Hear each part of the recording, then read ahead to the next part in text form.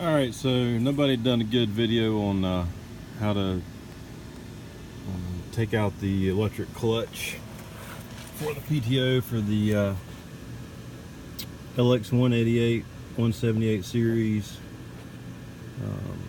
And so I thought I'd do this real quick. So the first step is you got to remove your mower deck, and you can probably find another video on how to do that. You just want to pull it out. It takes about 5 minutes, not a big deal. The next thing that you want to do is you got to get your there's a bolt in the bottom of the clutch that you got to get free, and it is right there.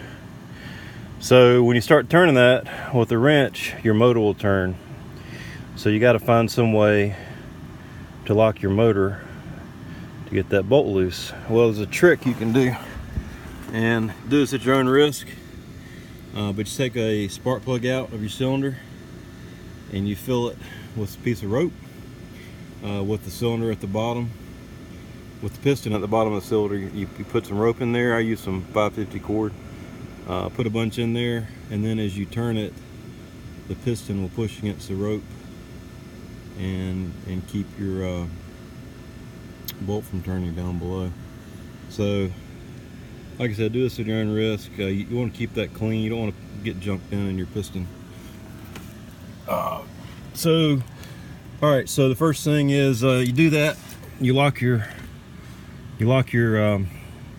engine, your cylinder, your piston in there, and then you can bust free this bolt here, and that comes free pretty easy.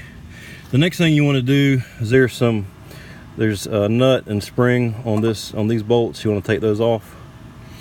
There's 3 of them, 1, 2, 3. That's going to remove this shroud right here.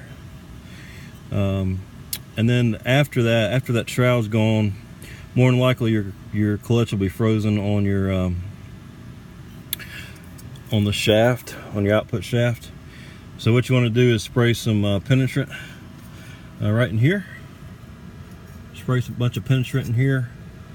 The more the better. You can spray some up from the bottom too once you get your bolt out, and just let that sit for a while, and you can knock it with a hammer if you want to. And then the last thing you're going to do is use a 4-inch gear puller like this 4-inch gear puller, and you'll pull that clutch off.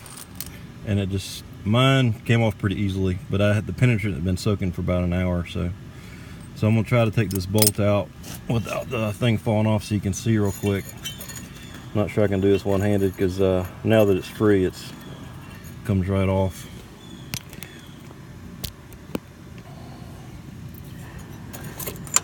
All right, so your bolt comes out.